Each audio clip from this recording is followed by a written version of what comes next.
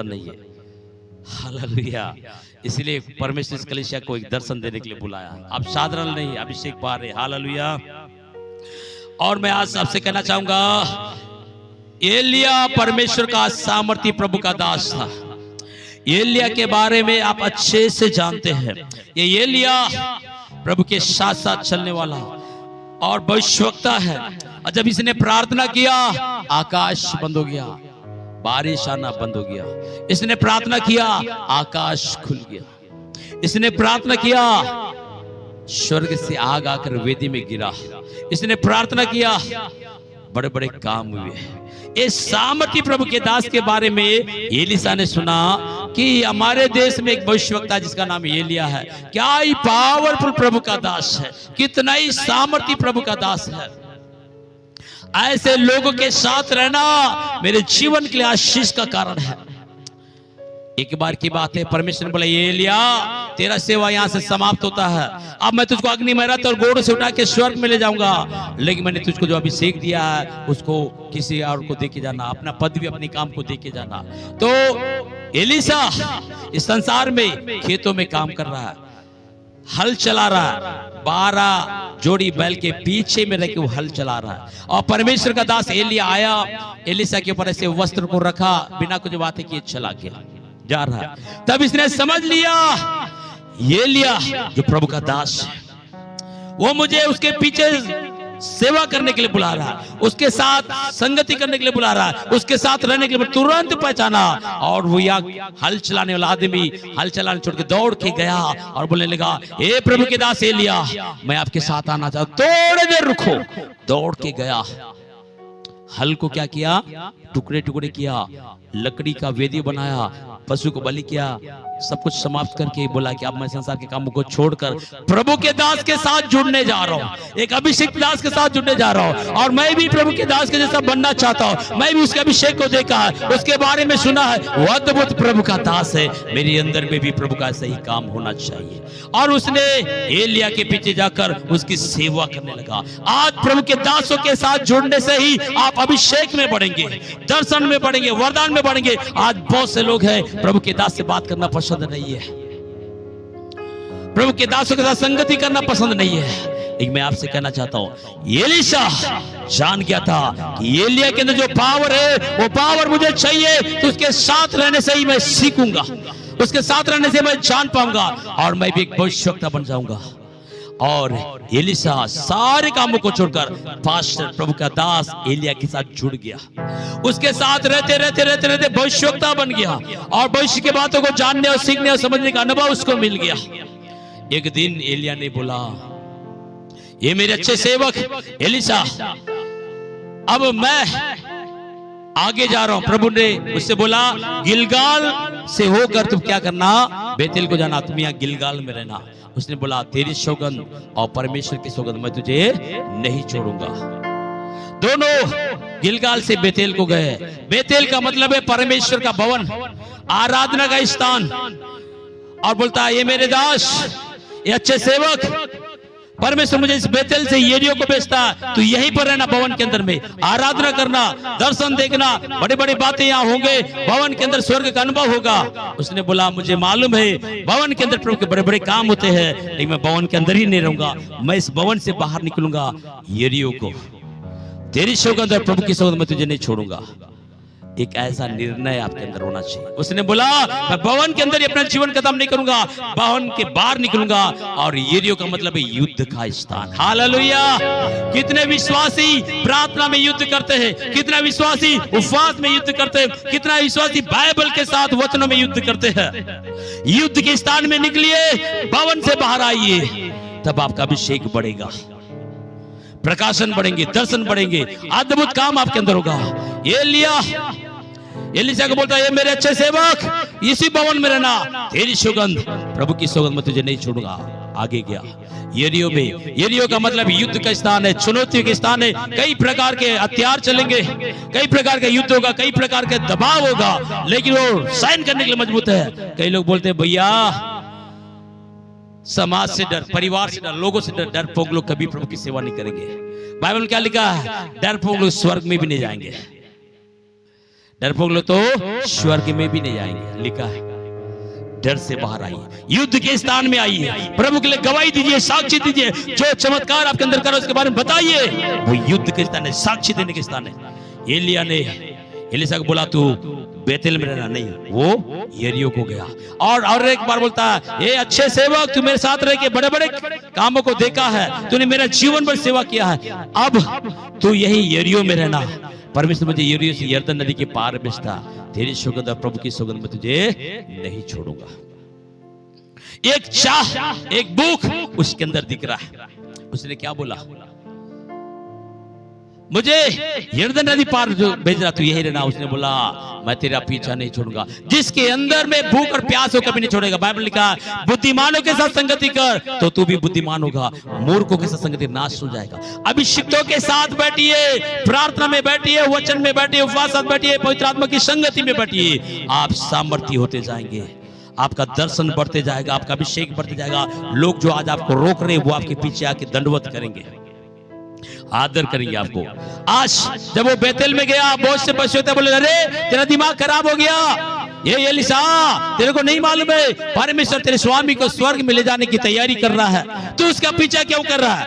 देख हम भी भविष्यवक्ता है, हम यहाँ रुके तुम भी यहाँ रुको, हम यहाँ रुके तुम भी यहाँ रुको। उसने बोला हालेलुया, चुप रहो, मुझे मालूम है कि मेरे स्वामी के साथ प्रभु क्या करने वाला और मैं क्या निर्णय के साथ चल रहा हूं वो भी मुझे मालूम है, तुम्हें नहीं मालूम है। तुमको यार रहना तो रहो, लेकिन मैं प्रभु के दास की संगति नहीं छोड़ूंगा। हालेलुया। वो बेतेल से यरीहो, यरीहो से यरदन पार हो गए। पार होने के बाद एक चीज पूछा, ये मेरे अच्छे सेवक एलीशा, अब तक तू मेरा अच्छा सेवा किया, हर बातों को माना, हर जगह तू मेरे साथ में रहा। मैंने तुझे बोला गिलगाल में रुक, वहां नहीं रुका, बेतेल में रुक, वहां नहीं रुका, यरीहो में रुक, वहां नहीं रुका, यरदन पार करके यहाँ आया। तुझे मालूम है कि परमेश्वर मुझे स्वर्ग में उठा के ले जाने वाला। मैं स्वर्ग में जाने से पहले तुझे मैं कुछ देना चाहता हूं, बोल तुझे क्या चाहिए, बोल तुझे क्या चाहिए। हालेलुया। वो बड़ा खुश हो गया, इसी के लिए तो मैं प्रभु के दास के साथ जुड़ा, जीवन भर दिल से सेवा किया, मन से सेवा किया, हर प्रकार से मैंने सेवा किया, कभी भी मैंने प्रभु के दास को अकेला नहीं छोड़ा। आज सेवा करने का परिणाम लेने का समय आ गया। मुझे मालूम था प्रभु का दास एलिया बहुत अच्छा है, प्रार्थना योद्धा है, प्रभु उससे बातें करता है, बड़ी बड़ी सामर्थ्य के काम उसके अंदर से होते हैं, बहुत ही पावरफुल प्रभु का दास है, लेकिन नेक भी है। जितना मैंने उसके साथ रह के सेवा किया, एक दिन तो बोलेगा बोल तुझे क्या चाहिए, वो मौका इसको मिल गया। ताली बजा के धन्यवाद है। Hallelujah, hallelujah. सेवा में संगति में कर रहे, प्रभु के दास के साथ कर रहे, परमेश्वर स्वर्ग से देख रहा है। एक दिन बोलेगा बेटी तुझे क्या चाहिए, बेटा तुझे क्या चाहिए, बोल। अगर आपको मांगे तो आप क्या बोलोगे? यहाँ टेबल में कुछ चीज है, आप क्या चाहिए बोले, क्या बोलोगे? आप यहाँ क्यों आए, मैं आपसे पूछूंगा, आप क्या बोलोगे? क्या चाहिए आपको, बोलिए। पास साहब पेट का दर्द चाहिए, पास साहब मुझे एक अच्छा मोबाइल चाहिए, या मुझे कुछ गिफ्ट चाहिए, घर चाहिए, गाड़ी चाहिए। ये सारी चीजें अन्य जाति मांगती है तो ऐसा ही देता है प्रभु। प्रभु के वचन में लिखा धर्म और राज की खोज करो तो ये सारी वस्तु जो संसार की जरूरत हो तुम्हें दे ही दूंगा। उससे बढ़कर मेरे पास कुछ है तुम्हारे लिए, वो है परमेश्वर के वरदान और अभिषेक। Hallelujah, hallelujah. आज आप क्या मांग रहे हैं प्रभु के पास? आप क्या मांग रहे हैं? एलिया ने ऑफर दिया एलीशा को, बोल तुझे क्या चाहिए। वो भूखा प्यासा था, लंबे समय प्रभु के दास के साथ सेवा करते करते बोला जो अभिषेक प्रभु के दास के अंदर है वो मुझे भी चाहिए। उसके अंदर एक जोश था, भूख था, प्यास था, इसीलिए उसने सारे जगहों को इनकार किया। प्रभु के भविष्यवक्ता लोग इसको रोके, यही रुक रहे, एलीशा तेरा दिमाग खराब हो गया, प्रभु का दास एलिया को छोड़ दे क्योंकि स्वर्ग को उठा लिए जाने वाला मुझे मालूम है तुम यही रहो। 52 दिन के उपवास में परमेश्वर कलीसिया के अंदर में बहुतों को अभिषेक से भर दिया, स्वर्ग का दर्शन देखना स्टार्ट कर लिए हैं, आकाश को खुला हुआ देख रहे हैं, नाना प्रकार के रोगों से चंगाई होते हुए देख रहे हैं, दुष्टात्माओं से आजाद होते हुए देख रहे हैं, योवेल नबी के वो भविष्यवाणी पूरा होते हुए देख रहे हैं, क्योंकि ये कलीसिया भूखा और प्यासा है। और मैंने बड़ी अभिषेक को महसूस कर रहा है इस कलीसिया के अंदर में, बड़े बड़े काम यहाँ पर हो रहे। हालेलुया। आप जितना भूखे और प्यासे हो उतना अभिषेक में बढ़ोगे। बाइबल में लिखा है जो प्यासा है वो मेरे पास है। आपके अंदर भूख प्यास नहीं है, यीशु मसीह भी आपको कुछ नहीं कर पाएगा, नहीं दे पाएगा, क्योंकि बोला जो भूखे प्यासे वो तृप्त हो गए।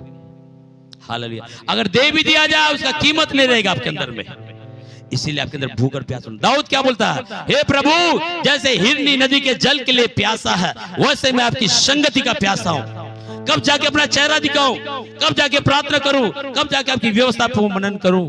एक तड़प उसके अंदर। एलिया ने आप पर दिया, बोल तुझे क्या चाहिए। वो रुका नहीं, सडनली बोला तेरे अंदर जो वरदान है उसका दुगुना चाहिए। हालेलुया।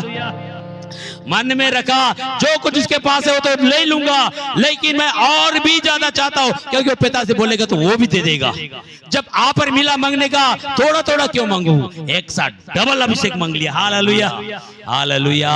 एक आप पर मिला, एलिशा को उसने कीमती समय समझ के एकदम झपट्टा पड़ गया। एक भूखा आदमी, एक भूखा शेर अगर कोई शिकार को देखेगा तो ढीला करेगा, तो मैं और भूखा हो जाऊंगा, फुर्ती के साथ रहता। मालूम है कि मैं कई दिनों से भूखा हूं, कई दिनों से मैं प्यासा हूं, अब मेरा भूख बढ़ गया, मैं मर जाऊंगा कुछ दिन अगर भोजन नहीं मिलेगा। लेकिन बड़ी मुश्किल से आज एक शिकार दिखा है, उसके लिए पूर्ण जोर से ताकत लगा के दौड़ता है, उसको पकड़ लेता है। वैसे आपके अंदर एक भूख और प्यास होना है प्रभु के वरदानों को लेने के लिए, अभिषेक के लिए निकले, प्रकाश और दर्शनों को लेने के लिए। बहुत से लोग तृप्त हो गए। कल एक बहन के बारे में बता रहा था, अन्यनिवासा बोली, आज दो लोगों के बारे में बोला अन्यनिवासा पाए। कितने अभिषेक में बढ़ते हुए जा रहे हैं। ये भूख और प्यास, पूरी कलीसिया अभिषेक पाया हुआ है। कारण क्या है, भूख और प्यास। आपके अंदर भूख और प्यास होगा तो आप अभिषेक में बढ़ते जाओगे। हालेलुया। उसने बोला क्या चाहिए, उसने मांगा। आज परमेश्वर आपसे भी बोलता है क्यों क्या चाहिए। यूहन्ना रचित सुसमाचार 14:12 में लिखा है, मैं तुमसे सच सच कहता हूं, यदि तुम मुझ पे विश्वास जो काम मैं किया हूं उससे भी बड़े बड़े काम करोगे। हालेलुया। जो काम मैं किया वो भी करोगे, उससे भी बड़े काम। मतलब डबल अभिषेक। एलिया का अभिषेक एलिशा के ऊपर आया, यीशु का डबल अभिषेक आज कलीसिया के ऊपर आता है। कलीसिया के अंदर भूख और प्यास होने की जरूरत है। हालेलुया। इसलिए आप चर्च में क्यों आ रहे हैं, आपका दर्शन क्या है, आप क्या पाने के लिए आ रहे हैं, आपको स्पष्ट मालूम होना चाहिए। काली 52 दिन के उपवास में शरीर को दुख देने के लिए उपवास ना करें। ये शरीर प्रभु का मंदिर है। अगर आप उपवास करते हो, अपने जीवन को बदलो, अपने स्वभाव को बदलो, अपने चाल चलन को बदलो, और अपने अंदर के सारे शारीरिक जीवन को खत्म करो और बोलो प्रभु इस उपवास में रहने के दिन मैं आपके जैसा बनना चाहता हूँ और साथ में आपके वरदानों को पाना चाहता हूँ। तब परमेश्वर आपको इस्तेमाल करेगा। हम उपवास रह के परमेश्वर को जिद्दी के साथ अभिषेक को नहीं ले सकते, दबाव नहीं बना सकते प्रभु में, वो स्वेच्छा से देता। ये उपवास परमेश्वर को दबाव बनाने के लिए नहीं है, ये उपवास हालेलुया अपने जीवन को बदलने के लिए, अपने स्वभाव को बदलने के लिए है। शारीरिक बातों से हटके, सांसारिक बातों से हटके आत्मिक जीवन में आने के लिए ये उपवास। इस 52 दिन के उपवास में प्रभु ने प्रभु के दास को बड़ा अभिषेक किया। बहुत बड़े अभिषेक से मुझे भरा है। मेरा हाथ पैर कांपता था, बिना खाए मैं रह नहीं सकता था, बिना खाए मैं पुलपिट में चढ़ के प्रचार नहीं कर सकता था। प्रचार करने के लिए मुझे कम से कम खाने की जरूरत है, ताकत की जरूरत है, एनर्जी की जरूरत है। एक बार की बात है, एक जगह मैं गया हुआ था परस गांव में, वहां एक मीटिंग था। आराधना के बाद संदेश मुझे देना था। 12 रोटी खा के गया था। 12 रोटी खा के जाने के बाद भी जब संदेश आने पहले एकदम ऐसे हो गया, एनर्जी खत्म हो गया। दिनेश भी अभी थे शायद उसमें, इनको अच्छे से मालूम है। हालेलुया। ऐसे हो गया, लोग ढूंढ रहे पास साहब कहाँ है प्रचार करने के लिए। अब मेरे चक्कर आ रहा है, अब मैं बेहोश हो जाऊंगा लगा, किसी को नहीं पता, बड़ा मुश्किल उठा। फिर एक दुकान था, किराने का दुकान, किराने के दुकान में गया, बोला कि भैया नारियल दे दो। मैं सोचा नारियल फोड़ के पानी पीऊंगा, खाऊंगा तो ताकत आएगा। नारियल ले लिया, छीलने का ताकत नहीं, अब कौन छील के दे। फिर उसके बाद मैंने एक बिस्कुट लिया और बिस्कुट को पानी में डुबो के मैं खा गया। खाने के बाद में फिर उसको बोला भैया थोड़ा, दुकान वाले को बोला नारियल छील लीजिए। नारियल छील दिया, फोड़ दिया, पानी पिया, नारियल का उसको ताकत आया, मैंने प्रचार किया। इस प्रकार का मेरे शारीरिक कमजोरी था। एक कन्वेंशन में मैं प्रचार करने के लिए गया था। उस कन्वेंशन में मुझे नहीं मालूम था कि फास्टिंग के साथ रखा गया, नाश्ता करके आकर प्रचार करता था। ऐसे किया। वहां से आने के बाद में इस प्रभोज का संडे में शायद जब मैं यहाँ प्रचार करते प्रभु की आत्मा ने बोला 52 दिन का उपवास में रहो। कितना दिन का? 52 दिन का उपवास में रहना है। मैंने बोल दिया खुशी से। कितने लोग उपवास रहेंगे? 3-4 हाथ उठा था, बस इतनी। 6-7 हाथ उठा था, बस इतनी। 12-13 हाथ उठा, बस ज्यादा लोग नहीं उठे थे। कारण क्या है? वरदान तो चाहिए लेकिन भूखे क्यों रहेंगे, ऐसा वाला बात। कोई बात नहीं बोला, उपवास की घोषणा हुआ, मैं चला गया। स्वीटी बोलने लगी है जी आप खुद ही उपवास में नहीं रहोगे, दूसरों को उपवास रखे काय परेशान कर रहे हो? ठीक है, मैं नहीं हुआ तो क्या हुआ, कलीसिया तो उपवास में रहेगा, तभी भी प्रभु का काम होगा। ऐसे मैंने सोच के बोला। लेकिन जब मैं पहली बार आया, घुटना टेक के प्रार्थना की, हे पिता, इस 52 दिन के उपवास में मैं आपके पास ही बैठ रहा हूं। आपके वचन में लिखा है मनुष्य केवल रोटी से नहीं, आपके मुख से निकल रही वचन से जीवित रहेगा। मैं भी प्रभु इस वचन से जीवित रहना चाहता हूं। एक प्रार्थना किया, अभिषेक से भरा उठा, तब से लेकर 2 सितंबर से लेकर आज अक्टूबर का क्या तारीख है, 6 तारीख तक का, 6-7 तारीख तक का मुझे भूखा एहसास। 12 बजे रात तक मैंने प्रचार किया, 3 मीटिंग बचेली में और 3 प्रोग्राम भोपालपट्टनम में, संकनपल्ली में, रुद्रारम में, लेकिन भूख नहीं है। कल भी मैंने आके प्रचार किया, हालेलुया, यात्रा से आके प्रचार किया, आज भी कर रहा हूं। प्रभु ने मुझे झट से चंगा दे दिया। Hallelujah, hallelujah, hallelujah. आपके अंदर भूख और प्यास की जरूरत है। परमेश्वर आपकी परिस्थिति को बदलने की ताकत रखता है। इसीलिए आज मैं छोटी सी संदेश बता के समाप्त करूंगा। आपका दर्शन क्या है? नीति वचन अगर आप पढ़ेंगे तो वहां लिखा 29 का 18 में लिखा, जहां दर्शन की बातें नहीं, वहां के लोग निरंकुश। जो परिवार में इस 52 दिन के उपवास में दर्शन नहीं बना पा रहा, मुझे अभिषेक में बनना है, वचन में बनना है, प्रार्थना में बनना है और मेरी परिस्थिति को बदलना है, तो आप निरंकुश हो जाएंगे। 52 दिन का उपवास होगा, बहुत से लोग आशीष पाए, कुछ लोग इक्का दुक्का लोग रोते ही रह जाएंगे। समय वेग से निकल रहा है, आप तैयार हो जाइए।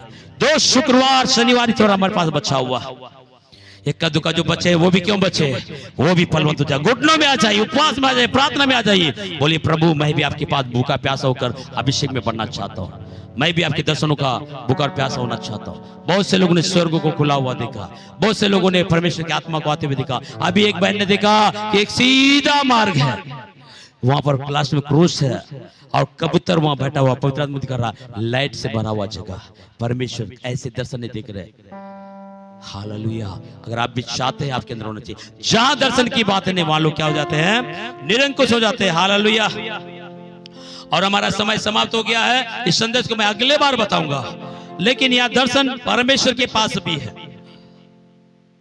परमेश्वर का दर्शन क्या था, वो दर्शन को भी हम सेट कर देंगे।